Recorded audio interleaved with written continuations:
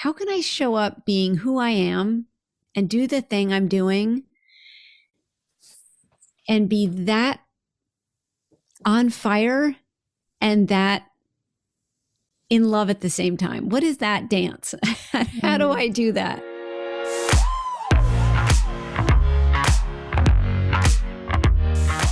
Self-leadership can be lonely. It's hard to do the thing no one else wants to do, that no one else is willing to do. But you are not alone. There are others dancing through the fight and laughing as they lead. Let's find them, swap stories, and live through this together. Welcome to How I Live Through This. I'm your host, Anne Roche, and I'm really glad you're here.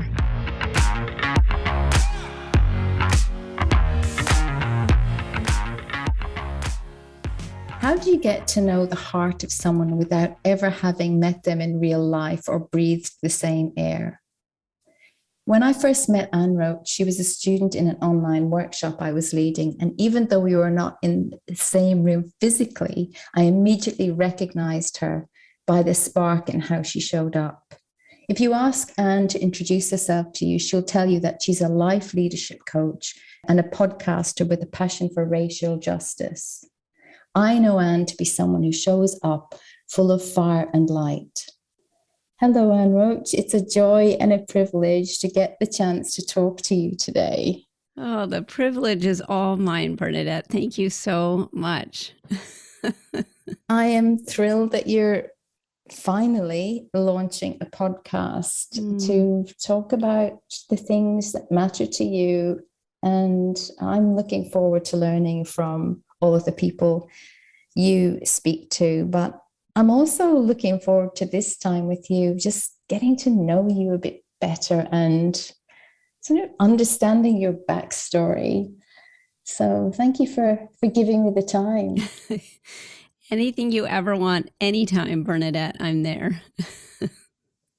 So when I was thinking about how to kick off our time together today, I was thinking about when we met, and not just when we met, but since we've met, really.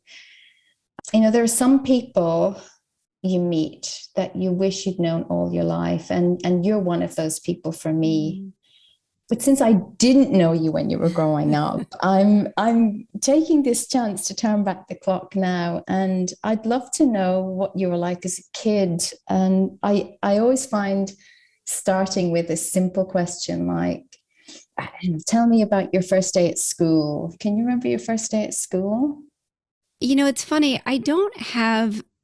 My memories aren't so much specific moments. I'm terrible with dates and ages and chronology. I remember very clearly how I felt at the time in school, in grammar school, in high school, in college. Those were different feelings, but I remember those days. I was very present internally. And so I remember how I felt there. How did you feel there? Well, it's funny. I was just talking to somebody about this the other day. I actually remember it must have been second grade, because I moved school for third grade. So I mean, now that you're asking me the questions, I'm having memories, moments of, you know, I remember learning how to tell time. I remember my teacher, Mrs. House, and she would always reward us with a book. You could pick a book out of the box if you got 100 on something. So I remember those kinds of things. But one of my earliest memories in school was standing on the playground. I'm only 52, but I grew up without a television. I say I'm only 52 because, my parents made the choice not to have a TV in the house until I was quite a bit older. I didn't know that was a thing. Actually, you and I had a conversation about advertisements on television, but when I grew up, I didn't see any of that. I had a grandmother, my one of my favorite people growing up was my grandmother. And she, later on in my life, she moved down the street from us, and I would go over there and she'd let me watch television. But in second grade, we did not have a TV in the house. And I remember the kids standing around on the playground talking about the Brady Bunch. And they were talking about it, and I pretended that I had seen it. Mm-hmm. And it's interesting. I don't know, I felt that I was on the outside always at home and at school. And I remember I wanted to be part of the conversation, but I didn't want to be like them necessarily. I just wanted to be part of it. And so I totally lied through my teeth. And they were quickly suspicious. And I don't know if there had been, I don't know if they had caught on earlier that I didn't know something, or that I didn't have a television or something. It's very possible. I lied about a lot of things for a lot of my childhood, and I was not very clever at it. So what do you think it was that was, well, there's so much to unpack there, but what do you think it was that made you want to lie to them if you didn't want to be like them? I think, and this is a quick answer, so I haven't had time to think about it, but I think it's that I wanted to be able to say something. I always had a voice, always, and was always trying to use it. So yes, I always felt on the outside of things, but I never felt like I never felt like I was, like I should be shut up. It didn't occur to me to not, put myself in the middle of something and have an opinion on it. Well, this is what I mean when I say you show up with fire and light and just such a spark that is incredible. It just creates this incredible energy, even in a virtual room, which is the only place I've ever experienced being around you. Crazy. You had a Brady Bunch at home. You came from a Brady Bunch size family, near enough. I mean, no, not quite, but you came from a big family. There were 5 of us, yeah.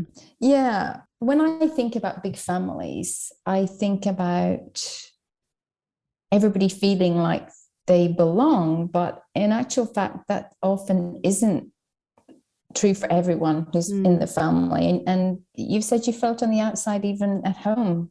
Talk to me about that.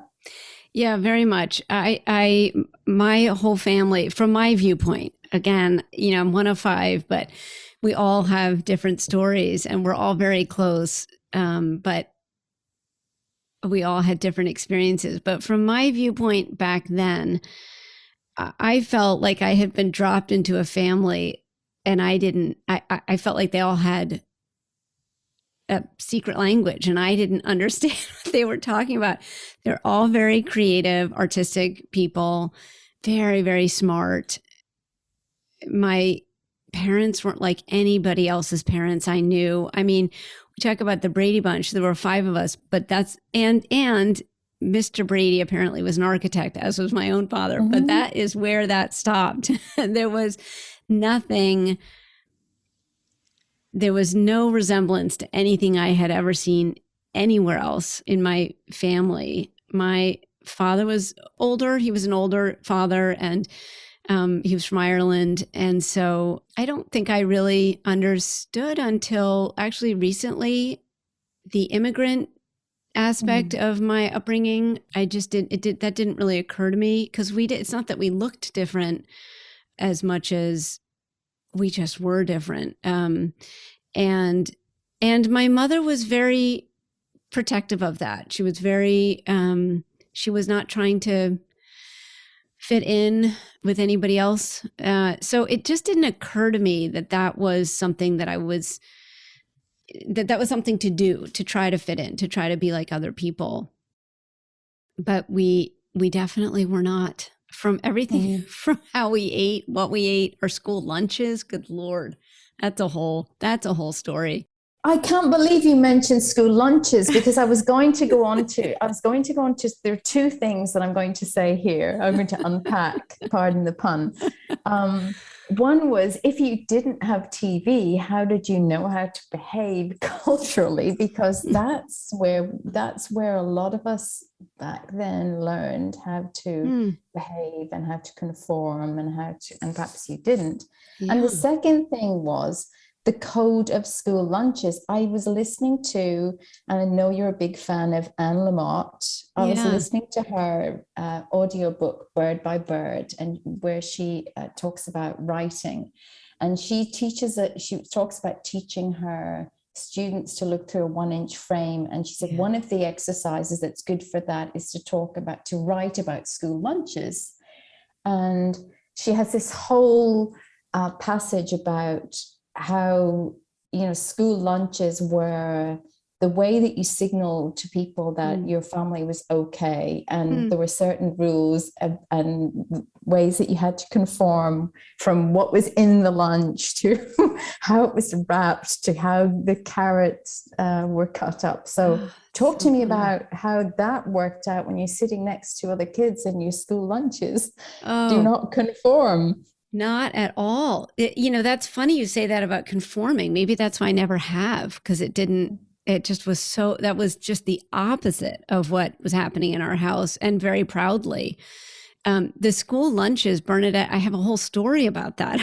In the 4th grade, my mother was amazing. She had 5 kids. She would make the lunches every morning in the brown paper bags. And they were weird. We'd have, we would have chutney on very dark German brown bread. You've broken Anne Roche's first rule. She says it had to be white bread, store-bought. That's right. Not at all. If your mother had made it, then you hid the fact. There was anything with the word have to was not in our family. I think it's so interesting. Not only was my father an immigrant, so he came to this country when he was 23. So he was not trying to raise us. We were not being raised in Americana. And my mother, who was from the Midwest, left her family. She was an only child, and she left and moved to New York. So there was a very definitive, this is not what we are doing. It didn't even occur to me. So 4th grade, I started, I'd come into school, and my lunches were, to me, inedible. The chutney sandwiches, and not tradable either. That was the problem. I remember one lunch I got a half a head of iceberg lettuce. I remember peeling off my lettuce and eating it. And there was nothing in my lunch that I could say, do you want to trade? Because that was something that would happen. So I started throwing my lunches away. There was a big trash can as you walked into school. And I stopped looking in it, and I would just dump it into the trash can. And so Mrs. Johnson, my 4th grade teacher, called my mother and said, and she must have asked me, why don't you have lunch? Because I just started begging off the other kids. And I must have lied and said my mother didn't pack a lunch for me, not realizing what was going to happen. So Mrs. Johnson called my mother, and Mrs. Johnson was British. She was a very rigid British teacher. I loved her.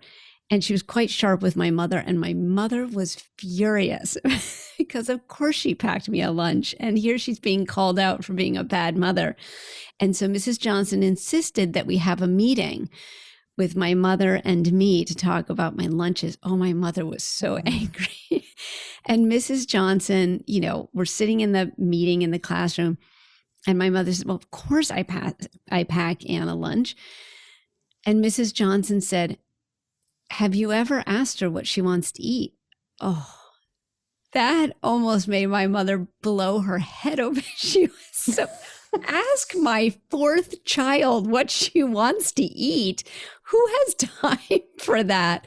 And so she said, she turned me to seething and said, what is it that you want to eat?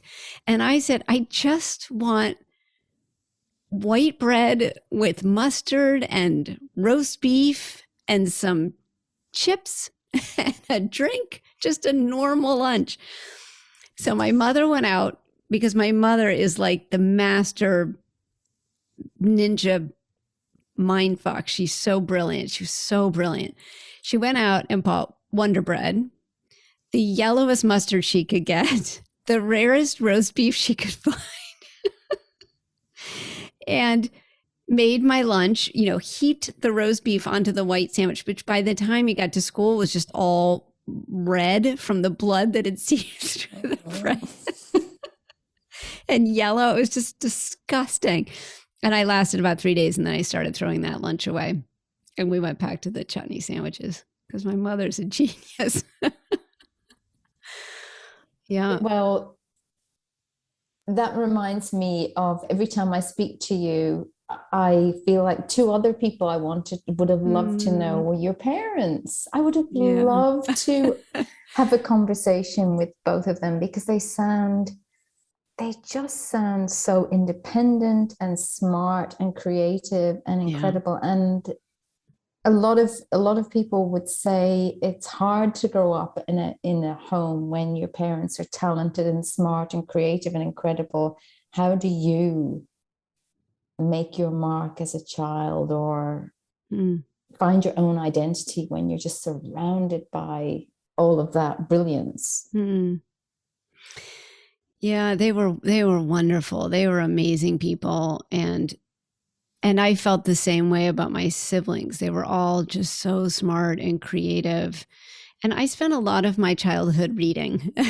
I spent a lot of my childhood in my room reading, I think, as a way to not compare. And no wonder when I came out of my room, I had no idea what they were talking about, because I didn't realize that life was going on outside of my room without me. But yeah, they were amazing. But I was the first child to leave. I had to find my footing on my own. Yeah. But what an incredible examples of who I could be in the world. My mother used to always say to me, I thought about this too when I had children. She used to always say to me, "You're so wise, Anne. You're just so wise." And I believed her. And that was such a gift she gave me. It was such a gift, because it didn't occur to me not to believe her. And that was my identifier. Did she tell you that when you were small? How old were you? My whole life, as long as I can remember. Yeah. Wow. I think that's really unusual for those times. I mean, I'm in my 50s too, and I don't believe that was how most people of that generation were raised, to think well, I was raised in Ireland, so perhaps it's a different cultural construct, but to be told that you've got a gift, you've got a talent, that you're special, that your mother sees you.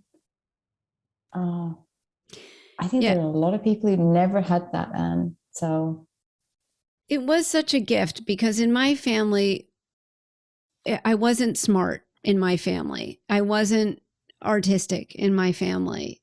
And I knew that. And I felt that. In my family, this is again my viewpoint, but in my family, my mother said I was wise. I'm not sure anybody else in my family felt that way, but I heard that, and I really internalized it. And in my family, I was always seeking out other people outside of my family. I was always meeting other people. Whenever we traveled, if we were on an airplane, I'd walk up and down the aisle and meet other people. Everywhere we went, I would talk to other people. I was desperate for connection outside of my family. And actually, I want to tell you this story because you were talking about a big family. I felt my family was very small. We were not. We were one of the few families that I knew of with a lot of siblings. But we all went to an elementary school called the Foot School in New Haven, Connecticut, where I grew up.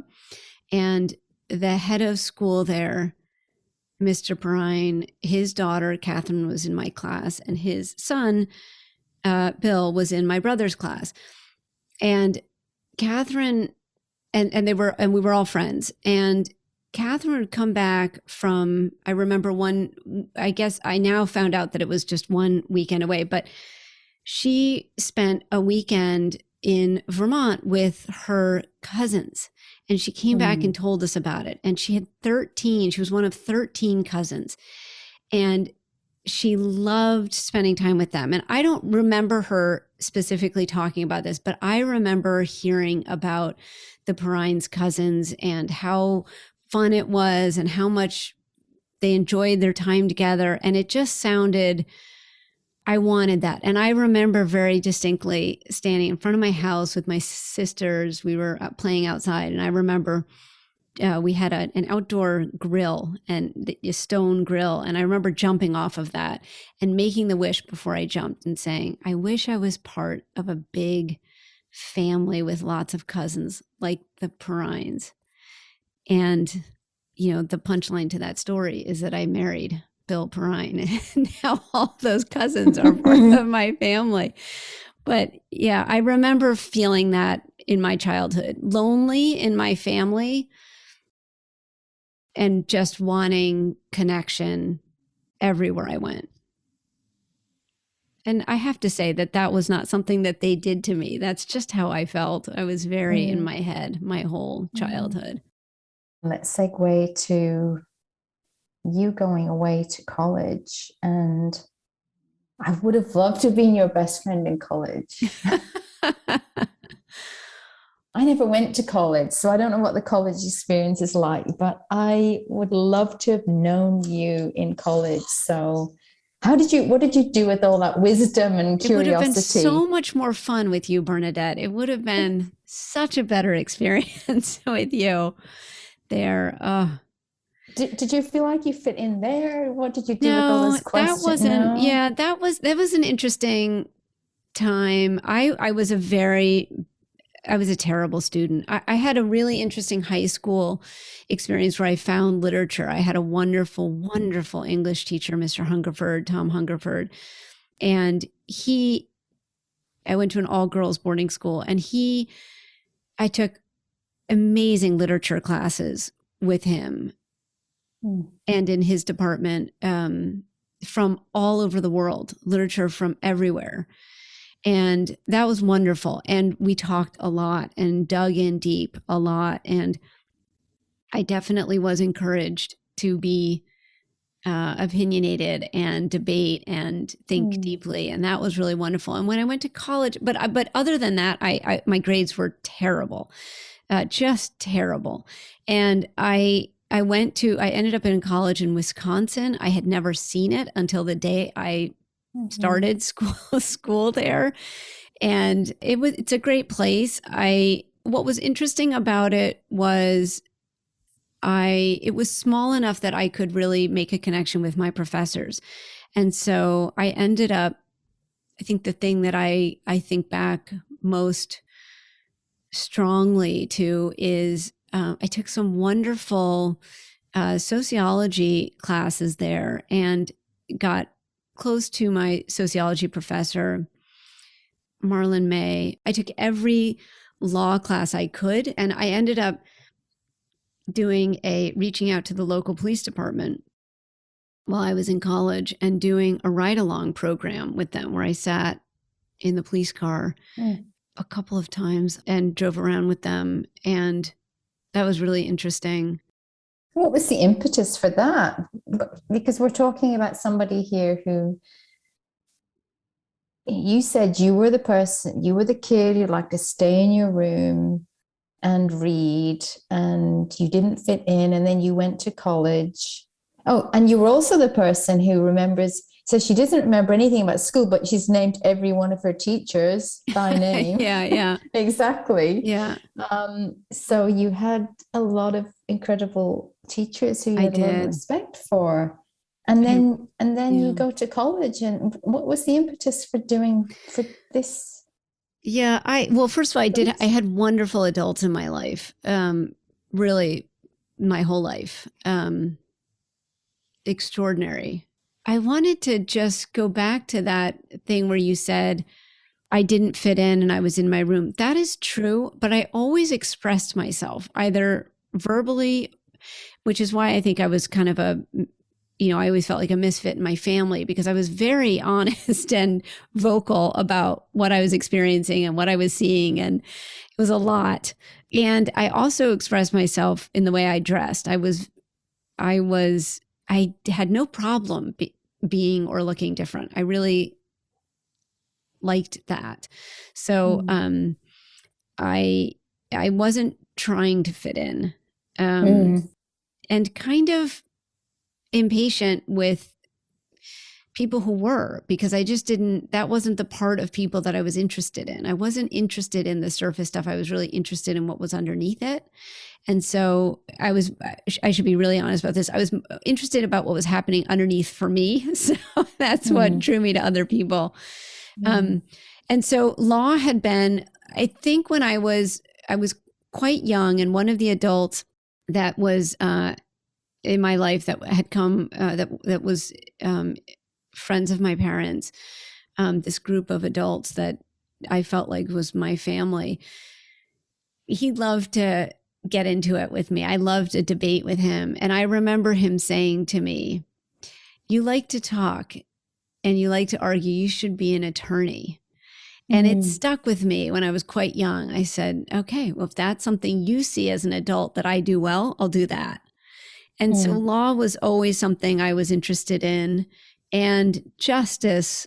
And I don't know that I knew that that's what it was then, but the idea that there was not everything was the same for everybody was something I saw and didn't understand. I didn't understand why things worked the way they did. And that idea that this is the way it should be, just didn't enter my brain. So, because it's just not how I was raised. So I was always questioning why they were the way they were. So law, I think. Can you give me an example of something you saw, like an injustice that you just felt strongly about? I don't know where that came from, but I guess I had a righteous indignation of fairness. I don't know where that came from, but I really pursued it in college, the ride along program. And then I ended up this was kind of nuts, but in my junior year, just sort of blindly took an internship, took a semester off, and went to DC, Washington, DC, and became, for the term, an investigator with the public defender's office in Washington, DC.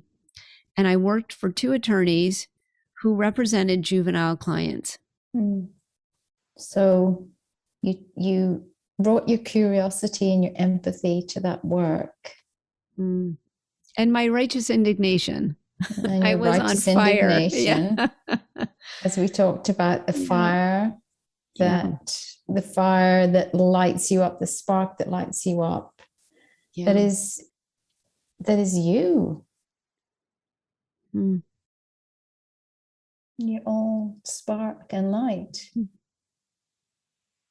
And now I know that you're taking those experiences and that passion in the wake of some horrendous events that happened in your country last year, and you're going to do something about that. So do you want to talk to me about the righteous indignation that was sparked in you that day?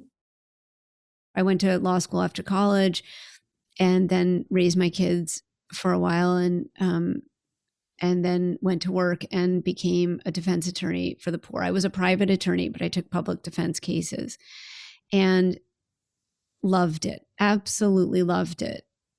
Loved it. Felt, so that kind of public service, that paying attention to and homage to something bigger than myself, was fulfilled and was present, and it fed that fire.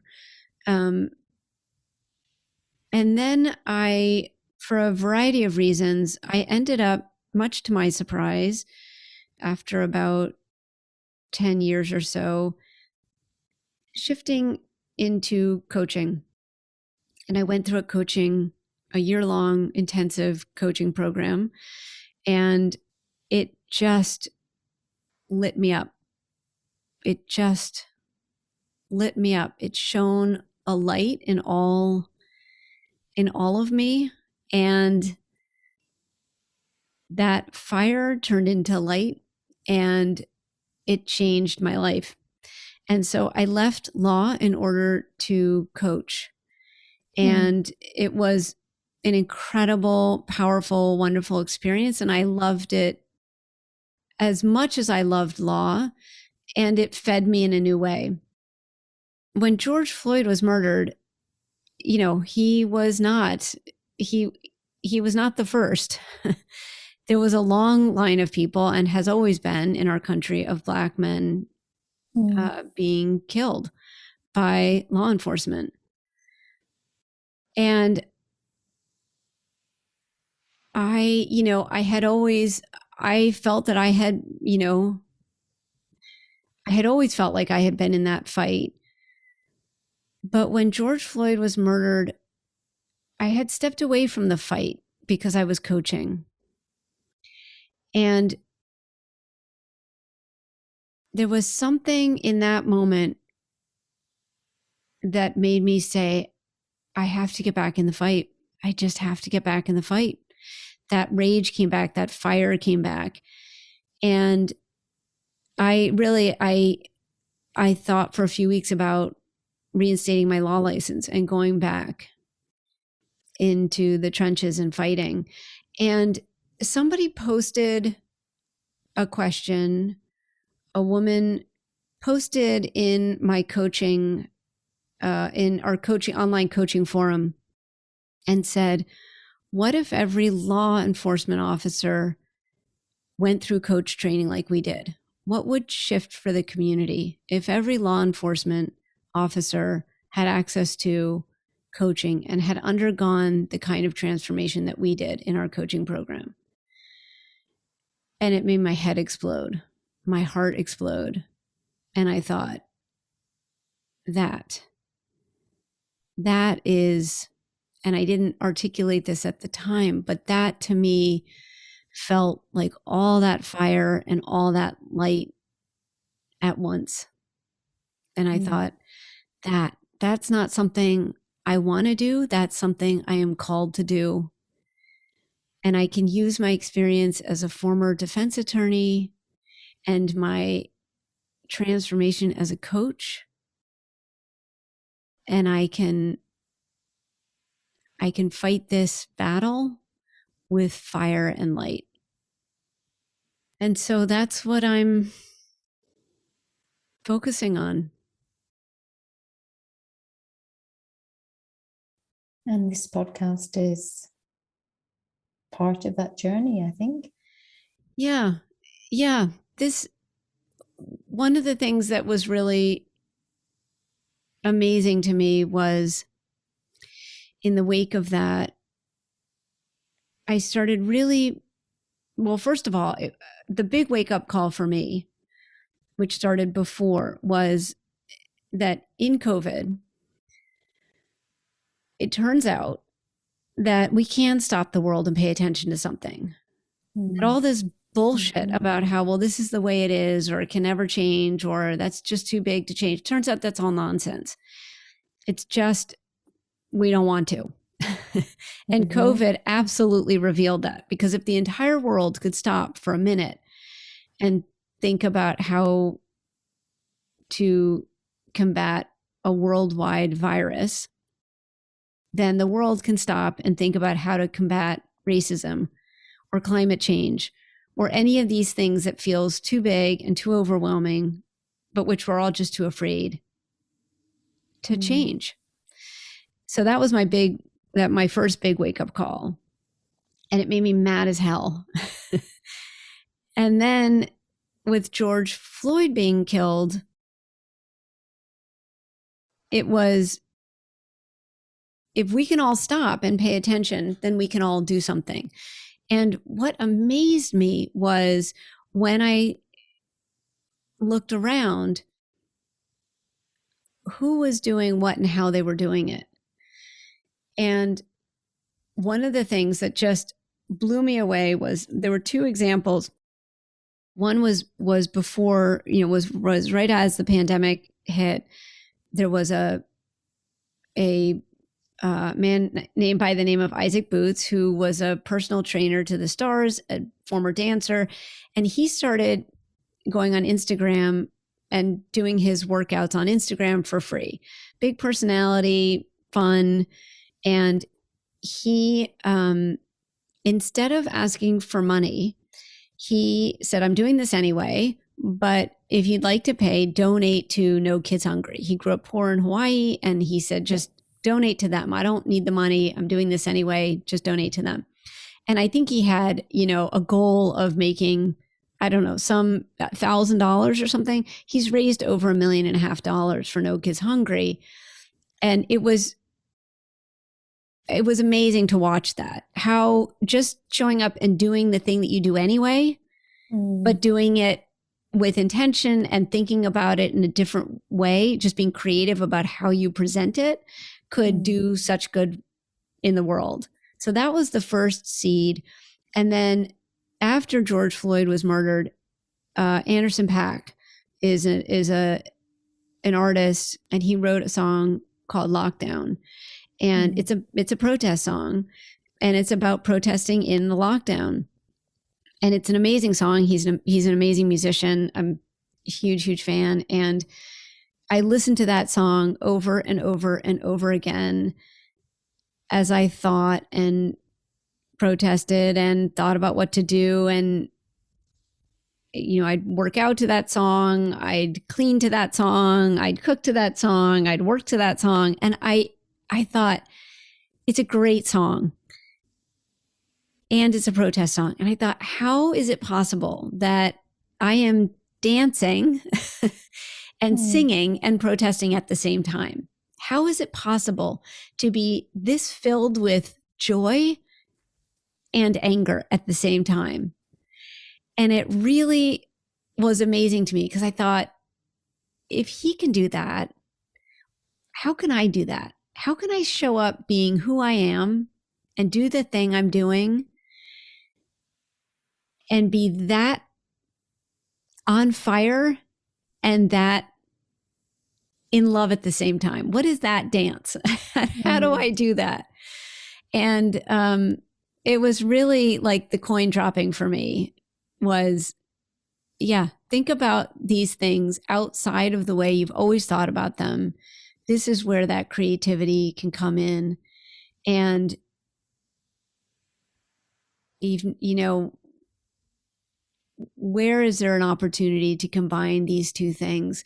And so the podcast came out of that, because I started paying attention to leadership that just doesn't always look like the way I thought of leadership. But, how are you leading yourself? How are you showing up to things? And how do you stay alive to it? How do you stay alive to it when it's hard, when it's lonely? How do you go from getting through something to really living through it? I think that's what is so fascinating to me. When I am doing something, or I see people who are doing things that not everybody else is doing, it can be lonely. It can be really hard to stay in that space. That's what I'm so interested about how do you make that energetic enough to keep showing up to it? I love, though, that you're painting these pictures of juxtapositions. Yeah. In everything that you talk about. The fire and the light and the anger and the indignation and the joy, and holding those two things at the same time. And don't we all do that? It's an and all the time. Mm-hmm. It's the dance. Yeah. And you're so good at the dance of fire and light, Anne Roche. You're so good. Well, I don't feel that I am all the time, but I will say that I learned so much from you and from the other coaches in the Story Skills Workshop, Bernadette, because that's where I saw, I mean, that was a huge change for me as well, because I was able to see how, I mean, we were coaching in the Story Skills Workshop when George Floyd was murdered and through COVID. And it was amazing to me to see how, first of all, how connected we could be virtually, how helping people see their stories could really transform people, could help them be themselves most deeply. And also, and this is where, you know, the humility that I have gained over the years, and for sure more in the last few years, recognizing that rage is not enough. Being direct is not enough. Being that combination, that's where I saw that combination of fire and light working, Bernadette, because you never asked me to be anyone but myself in that workshop. And I saw how using, I guess I want to say that light, how I could shine a light for people and how much more effective that was than the way I had been communicating before, which was just to be directive or instructive or judgmental. You know, that was the big thing that I shifted out of in coaching. Was I went, you know, the fire is great, but it's a lot of judgment, and that's okay. And the light is great, and it's no judgment, and that's okay. And using those two things appropriately is much more powerful than just one or the other. It was amazing to have that example. And you do it so well, Anne. You're such a great coach and a great advocate for other people when they can't see the light in themselves. Well, thank you. So what's your, let's wrap up by thinking about your hopes and dreams for the fire and light and the spark that this podcast is going to create in the world. Well, I think you and I have talked about this. I think the real reason I started this podcast was because I'm trying to do something that's really hard. And I want to know that I'm not alone. And I want to talk to other people who are showing up and dancing and feel inspired and in company. of them. I mean, really, honestly, I have an unachievable goal in my lifetime, which is to end racism.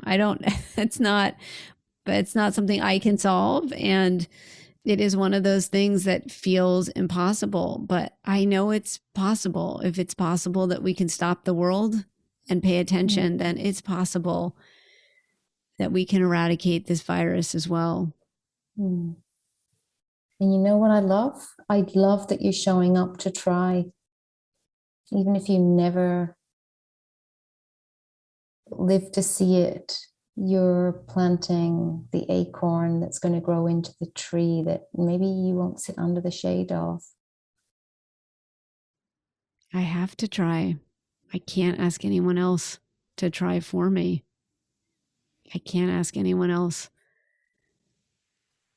I can't hope. I have to try.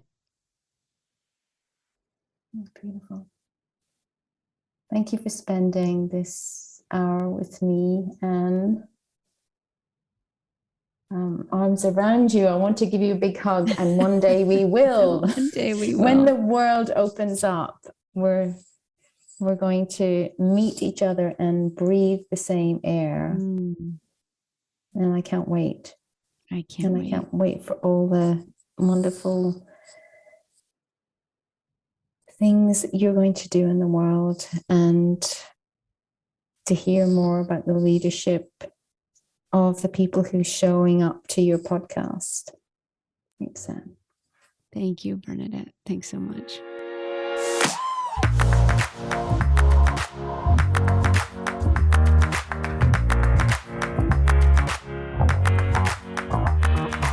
Thanks for listening to How I Live Through This.